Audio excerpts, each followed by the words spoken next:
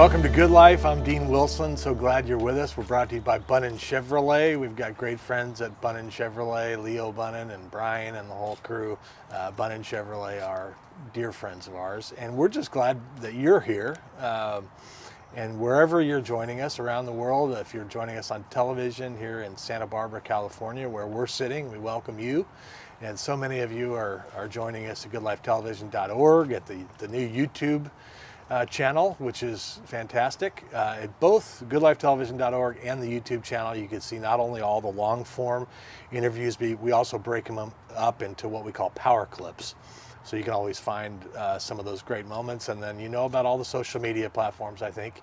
And then lastly, there's a podcast, which we started about a year ago, and it's really become a great way for some people who are on the treadmill or whatever it is you're doing to be able to listen, or in your car, so you're not watching the video in your car, ideally. So check out the podcast. If you search, you can search under Good Life Conversations is the podcast show, and we'd love it. We're just so glad you're here. We're talking about the good stuff. We've had such a wonderful group of friends who've joined us here. Special people and interesting stories and overcomers and public servants, young and old. It's been such a wonderful journey for us. So we're just glad you're with us for that. I'm really excited about my guest today. We've gotten to know this organization a little bit over the last few months, and so we're so excited finally to have Stacy here. Stacy DeWitt is with me. She's executive director of James Storehouse, which you may not have heard of, especially if you're not in the Santa Barbara Ventura area or Thousand Oaks or this neck of the woods. But we're going to tell you all about it, and you're going to want to hear about it, so stay tuned. Welcome. Thank you. Thank you for having me. So great. We've been tracking, we talked about before we came on, just some of our team has been able to visit you all down there and kind of see what is going on, and it's really exciting. So I want to get to that, but just before we do, I wanted to just hear a little bit about you. And kind of your background, kind of where you're from, how you have spent these recent years. I know the really recent years, but tell us just a little bit about you. Yeah, I'm a mom, biological mom, adoptive mom. I've been a foster mom. I was a classroom teacher for 10 years, and my second language is Spanish, so I usually had that population of students, and I just love people. God has just given me this bent towards populations that are not necessarily cared for as well. Yeah. And it's just a joy to get to serve the Lord in that way. Yeah. I love to be outside. I love to hike. I love children, and God has really grown my heart to really love vulnerable families as well. Yeah. So it's just a joy to get to serve Him and love Him through taking care of others. Yeah. My husband's a pastor, and we together we pastor a little church in Thousand Oaks, actually, called Conejo Church, and we get to serve the community in that way. That's just a little bit about me. Love it. Thank you. Love it. Well, I'm a pastor's son and grandson. Oh. So yeah, that's a special work that's very difficult. Yes. It's not the easiest job. People think, being a pastor, show up and kind of give a good speech on Sunday. It's like, you have no idea. Yeah. You have no idea. Lots involved. So did you come to faith early in life? When did you come to faith? Yeah, I actually prayed with my mom when I was 4. That's when I made my decision to follow the Lord. But then I've had times in my life where I've made decisions to really embrace more of what He has for me. Yes. But He just gave me a heart towards Him. So I can't claim anything, but I've just always loved the Lord my whole life. And I've had seasons, probably about 15 years ago, where I got to really experience personally the power and the love of the Holy Spirit. So that opened up a new season in my life where I feel like now I serve people with more love, more kindness. Like I have, when I'm out of my own strength, I have more access to the love of God to serve other people. So good. Yeah, so I've always loved Him, always served Him. But I've had seasons where I would, get tired. Yeah.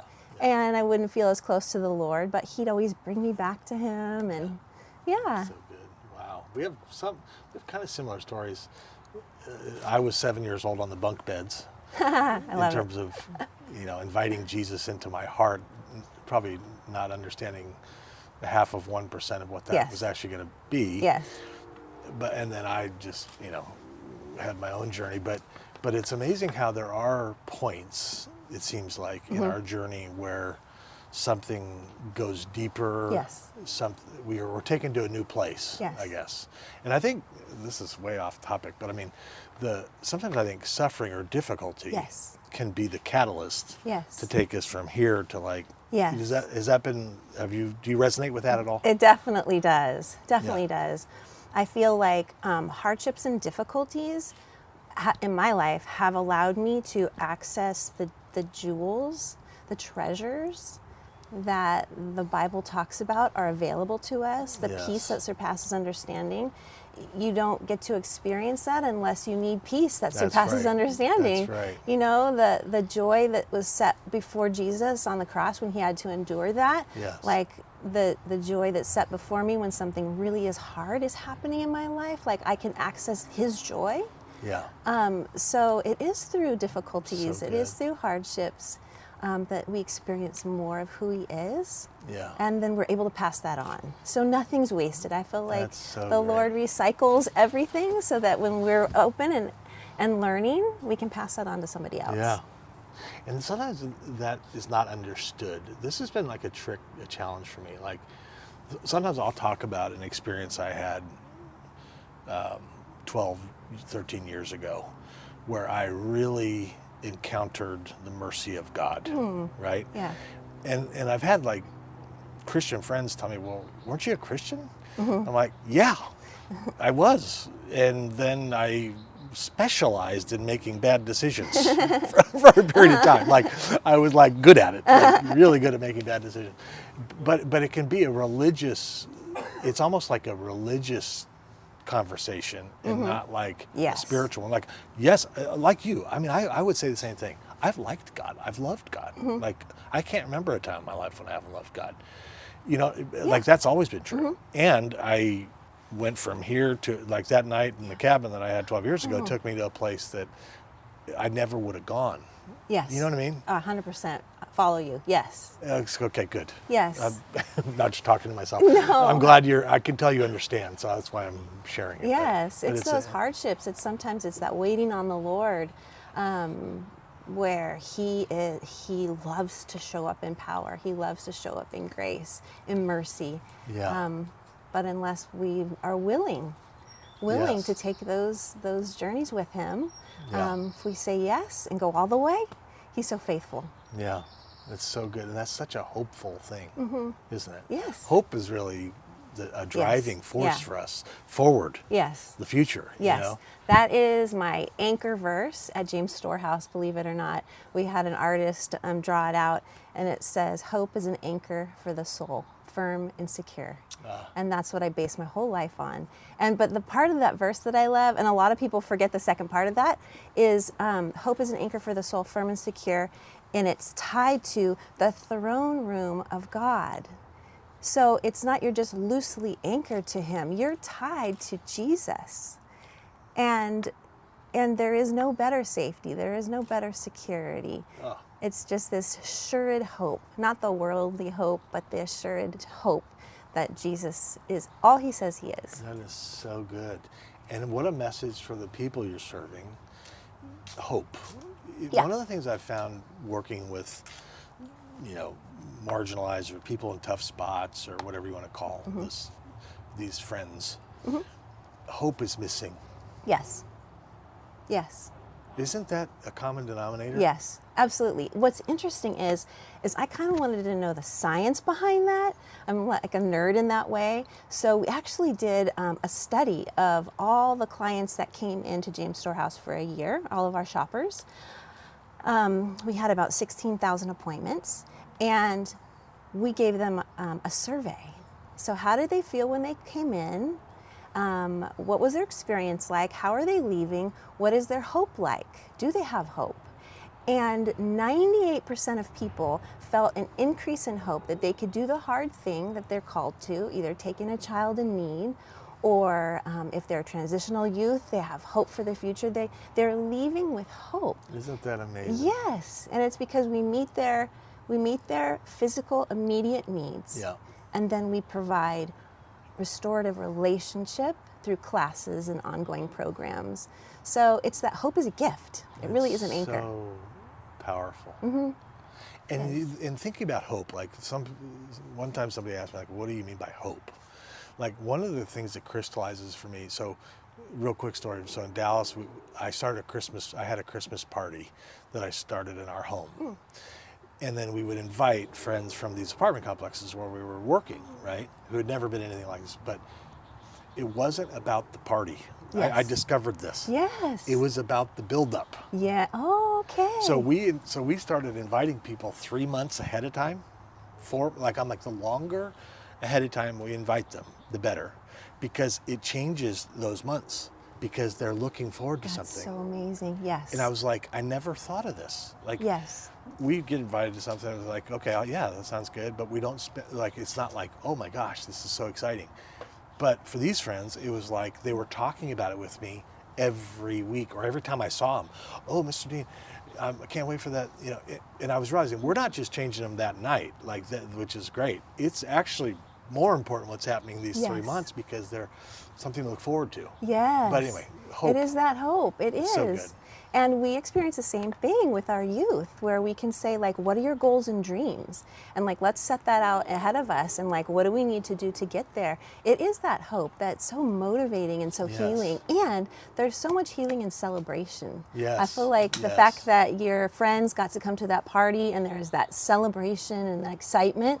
We do the same thing at James Storehouse, as we celebrate any chance we can I with love whatever's that. happening. We have I like love baby that. showers and car presentations and adoption parties, and there's just so much healing. And a lot of our population of youth and families have never had a birthday party, have never celebrated anything, and we have the joy to do that with them, and they're worthy of celebration, they're important, they're loved. And so like there's so good. much healing that happens in just like celebrating or looking forward to a celebration. Yes.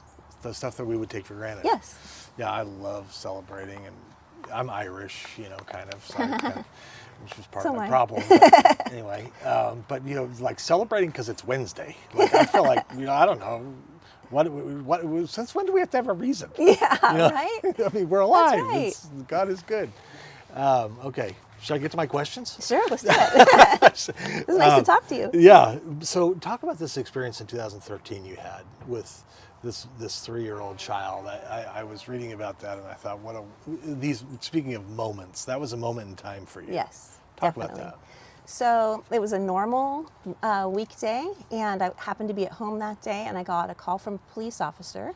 I usually don't pick up the phone if it's just a random number, but I just picked up the phone as a police officer, and he said, please come to the Palm Garden Hotel in Newbury Park, and would you be willing to pick up this 3-year-old?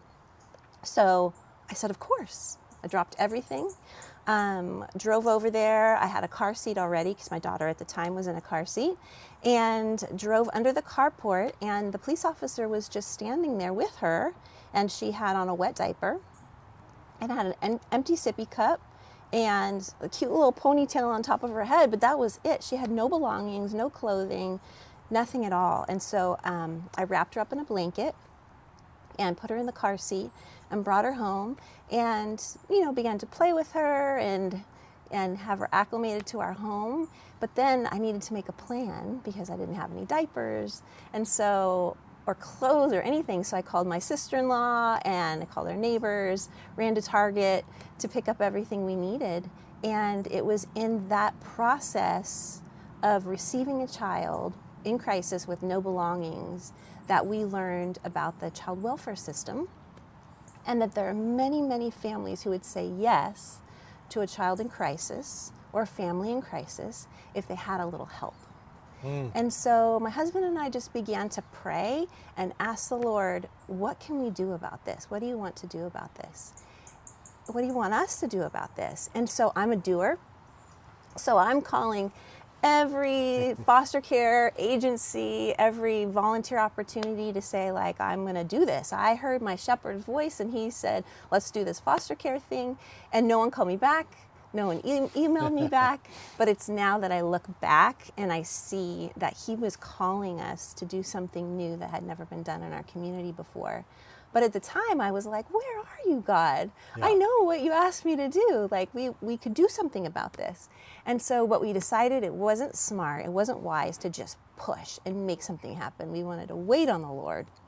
And so a group of friends and I, we went to a coffee shop every Tuesday. So we fasted for half a day till lunchtime, and we prayed every Tuesday, and we asked the Lord, what is it that you want us to do?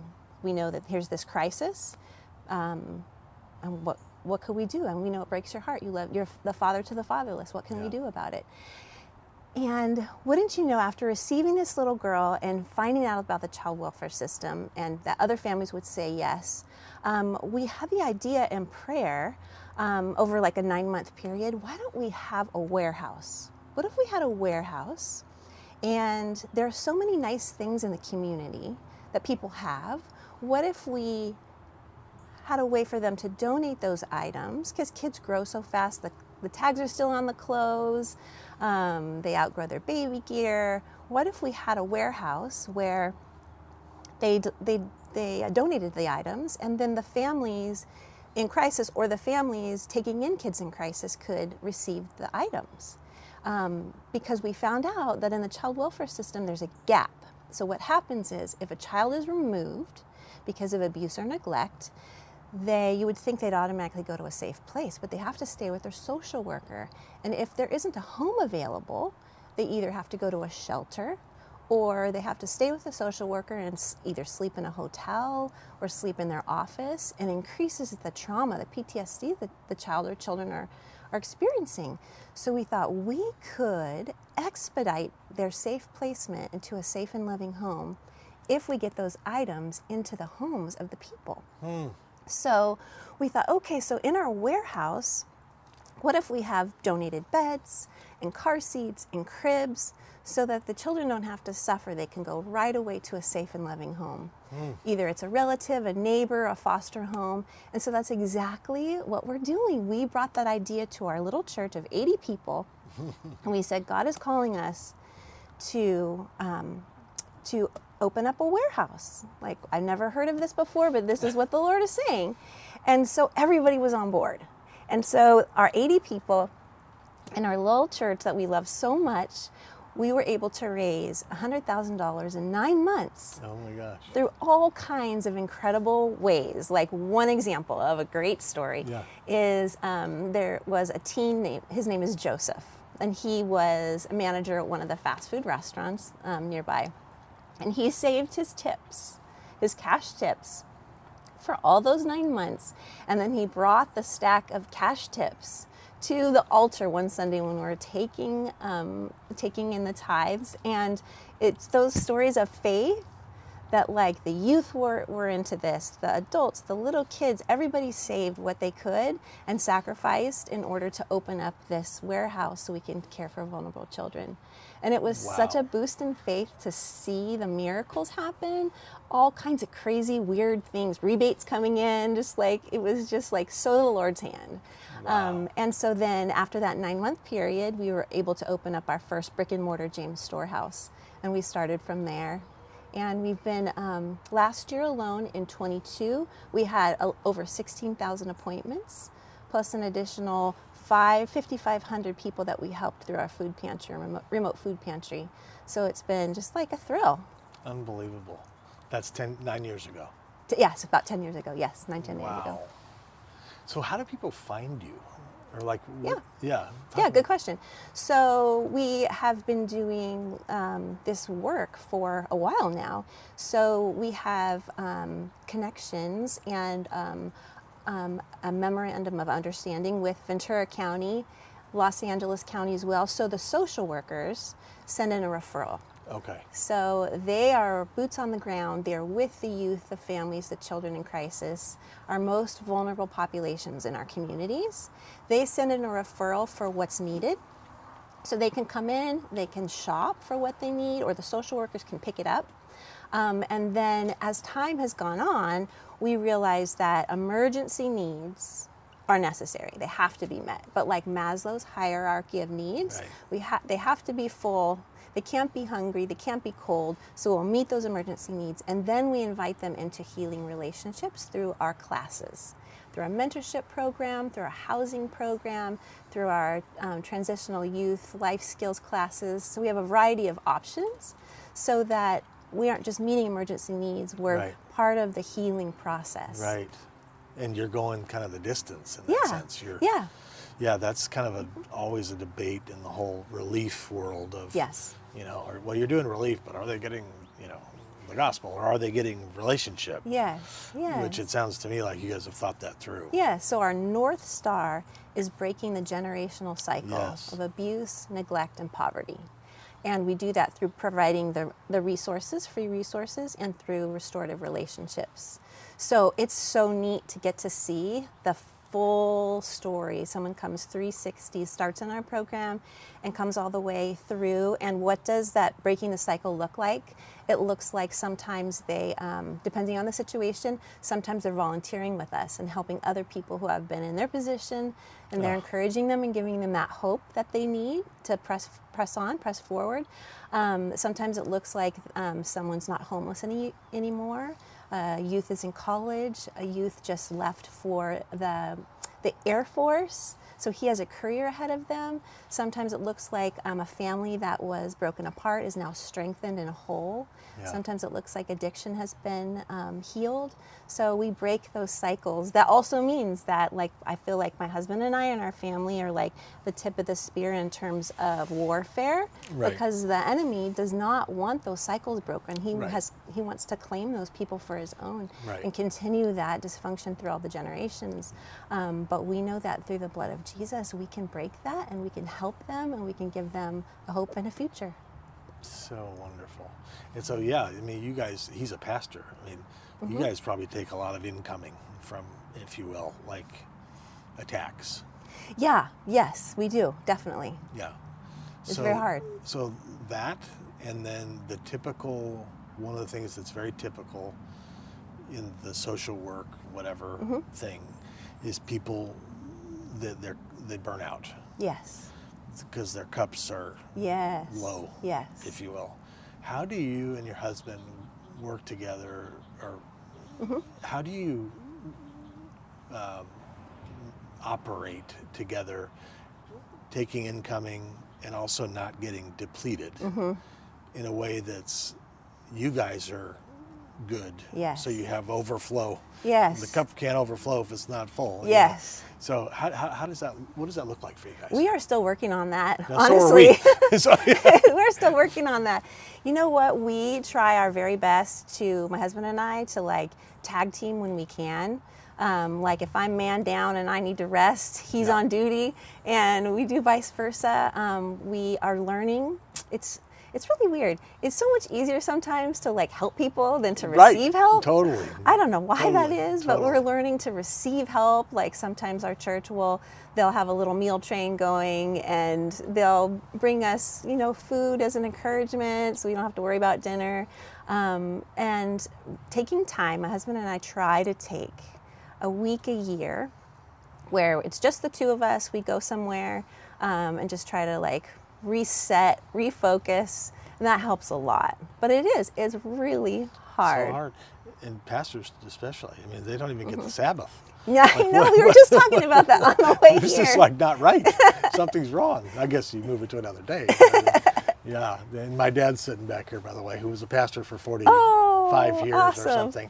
Presbyterian pastor. He's got treasures in heaven that we don't even know about. So I would say keep going. I admire deeply pastors, and then to see what you're doing, I mean, it's amazing what you're doing together. How can people help? So if somebody's watching this and they say, I want to get involved, what's the quickest point of entry for somebody to get involved with you, like as a donor or as a friend or a volunteer or whatever? There are many ways to get involved for any age, any ability. So I think the easiest way is to go to our website, and that's jamesstorehouse.org. Okay. And there you can see programs, volunteer opportunities, donor opportunities, programs that we're developing. For any stage of life, any age, we have a place for you to help. Love it. We have, right now, we are really excited. We have a new suite that we're opening up, and we're building a teaching kitchen because we have youth and families that don't have that life skill. So we're building out a teaching kitchen. So we have visions of having the youth and families come in, and we're like teaching them how to be a microwave gourmet. Like, because that's what they have access to is a microwave. I love that. Or a convection hot plate or an air fryer. What do our youth and families have access to? And how can we help them have nutritious food and make meals? So we're building out a teaching kitchen. So if anybody loves to cook or be part of that, they can join that. We also are building out a rec room so that the youth and families have a place to go. A lot of the transitional youth, they don't have family, and they love to hang out with us at James Storehouse, but we also have work to get done. So this will be an appropriate place for them to hang out. Like a community center. Like a community center, yes. And then also we're building out a playroom that is specifically for court-ordered visitations. So when families are working towards reunification, oftentimes their only option is a county office, like a cubicle, and there aren't any toys. It isn't a loving environment. Oftentimes the parent who had the child removed wasn't parented well themselves, so they don't know how to read to their children, interact with their children, snuggle their children, rock their children. So they don't know how to do it. So we're building out this trauma-informed, sensory-integrated playroom where they can book time to be in the playroom with guidance so that they can work on their weekly visitations that are court-ordered. We're also working with Pepperdine University, their Boone Center for the Family, and we're creating a program where their MFT, like therapy counselor, grad students can do their hours supervised at James Storehouse, because it's this particular population of people that often don't have access to mental health help. And so what could we do to continue to break cycles?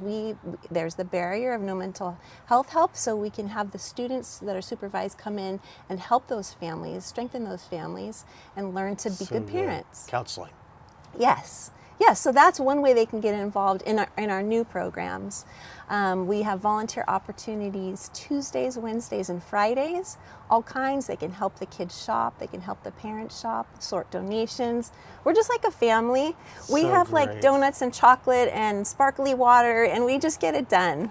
So we'd love to have anybody come over. So nutrition is a component, the cooking classes, a community center, which, by the way, I've read, where kids spend after school till dark is a leading indicator of juvenile delinquency.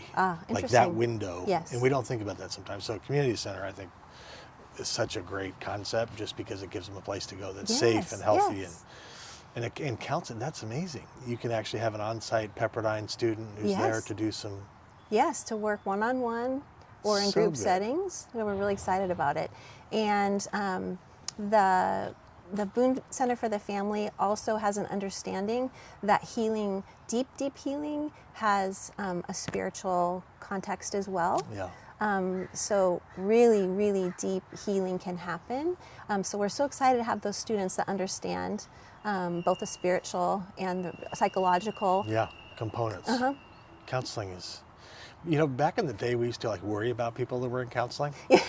Today, I worry about people who aren't in counseling. Yes. Oh, that's so true. It's kind of changed a little bit. I'm like, if you're not in counseling, are you sure you should be? I know, right? I'm pretty sure you should be. It used to be something you'd be embarrassed. And you're like, now it's like, my therapist told me. No holds barred. But so it's really a holistic, you're thinking holistically about practical needs, some of these life-giving skills and stuff. So I love that because that's such a wonderful God way, it seems like, to me. The holistic thing. Because sometimes it feels like a false dilemma, like we have to choose. Well, are we going to meet needs or are we going to do... But I like the idea of what if we just kind of do what the Holy Spirit leads us to do. Yes. And just take it one step at a time. Yes. You know, and it's such a neat thing. That's I so love great. it. We have a dream. This is our dream. Okay, what's the dream? Our dream is to someday have access to a day ranch. So that would be where the kids could play outside, climb trees. There's something so healing about being with animals. So especially if there are animals that have been rescued, and they have a similar story to the children who have gone through hard times. There's something so healing about the children being able to take care of the animals and learning about them, being outside, planting a garden. So we see a vision where families that are reunifying can have that bonding time, or families that are foster families, they need bonding time with their foster children or youth coming. So that's in the future. And then the weekends could have retreats. Yes. The restored families could come for retreats. Totally. That's what I'm in. That's what we see. Okay, Lord, let it be. Yes. So whatever that, I've wanted a ranch for a long time. So we're going to pray that in the door. Yes. That's got to happen. Yes. Like yes. I just bought a cowboy hat. Okay. So you're coming out. I'm in. Right? I have a cowboy hat. It's official, so I can come. I love that idea. And I love dreaming, and I love that you're willing to say it out loud. Because now everybody knows. So we're going to go for it. Yeah, so let's do this. Let's do this. I like that. Okay, we were out of time a few minutes ago. I could talk to you all day. I love what you're doing. It's so fun. It's so yeah. great. Didn't even really get into your own adoption story. Oh, yeah. So maybe we may have to do this again someday, because that's a whole topic that's really close to our heart as well. But love what you're doing. JamesStorehouse.org. So JamesStorehouse.org is where you can find them. And then can people come and see it, like take a tour? Yes. All that through the website. Yes. So go to the website. You can, if you want to volunteer, if you want to give, if you want to see it. And Stacy would love to meet you, I'm sure. The ranch is coming. Why James, by the way? Oh, it's from my very favorite Bible verse. People come all the time and say, "What can I talk to James?" There is no James. It's from James 1:27. Religion that God our Father accepts as pure and faultless is to look after widows and orphans in their distress and to keep yourself from being polluted by the world. So orphans and widows are our foster children, our modern day orphans, our vulnerable populations. So then our storehouse is our warehouse. So we have a warehouse for vulnerable populations, and that hopefully brings a lot of joy to the Lord's heart. Oh my gosh, it brings joy to my heart. Wonderful. What is that, James what? James 1:27. 127. That's a good one. That's a good good reason for the name. Well, this has been fun. Thank you so much. Yeah, thank it's you. great to meet you and Kurt, and we just bless you guys. Thank you. Thank you so much. Thanks for coming on. Thank you for joining us. We'll see you next time.